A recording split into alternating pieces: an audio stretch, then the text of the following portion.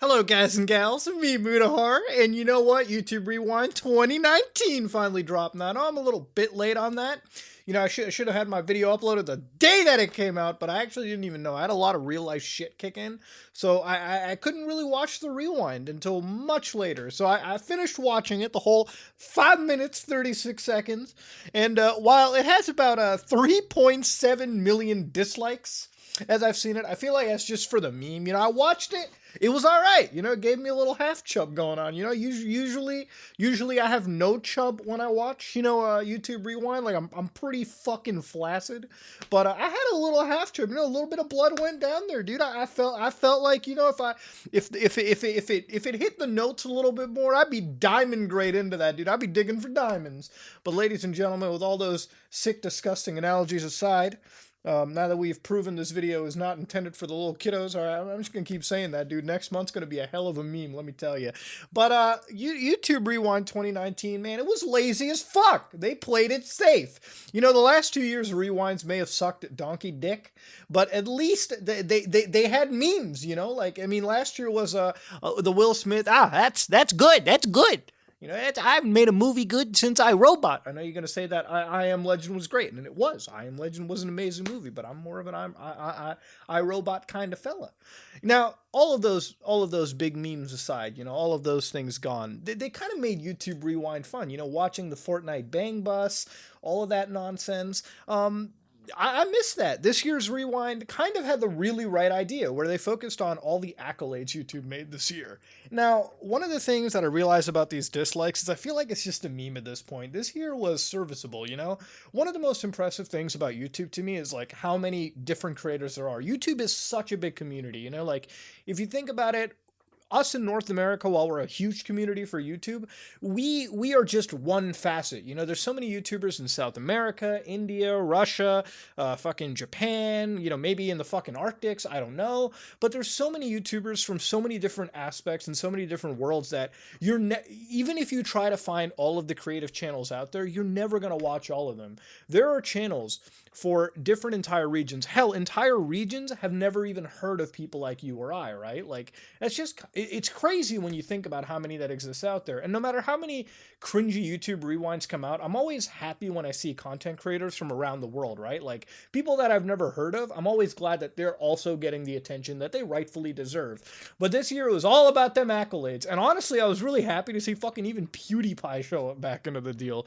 Because if you think about it, you know, the whole Indian sign, the Fiverr bullshit, that pretty much was the fucking death knell of that man, and the YouTube left for him.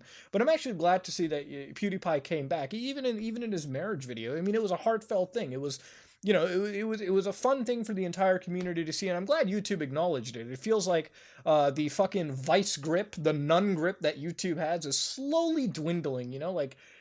They realize that at the end of the day, we're all a community together, whether we're mature, whether we're kid friendly. I mean, you can't be kid friendly anymore, YouTube. You have to appeal back to us now.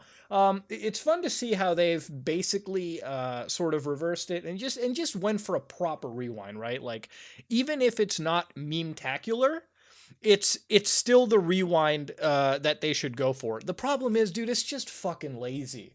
Like, it felt like I was watching a top 10 video, you know, not even like a good top 10 video, not like a Chill's top 10 video, not like a fucking Tats top videos top 10 video, it wasn't even a Watch Mojo top 10, dude. Fuck, it wasn't even on the BuzzFeed top 10 list where they just get fucking lazy and have like a minute top 10 because the attention span of an average BuzzFeed viewer is like fucking nothing. The top 10 idea they had wasn't even that well implemented. You know, like, they went from a billion accolades, right? Like, they went from, hey, here's some of the best videos that played, here's some of the top 10 videos, and that was true. You know, I saw a lot of the videos that were on that list made a lot of sense. You know, like, they had the whole Shane Dawson conspiracy documentary, which was a very fucking great documentary. It was on there. You had a lot of these videos that kicked in, and they made sense. There was a lot of YouTubers that hit massive fucking milestones this year, right? Like, some YouTubers hit like 20 million and so on and so forth. Some people became the most subscribed in some areas. There were some YouTubers breaking the first records for certain regions of where YouTube operates. And it was fun to see that. It was really nice to see it. It was nice to see some of the music videos that were all there.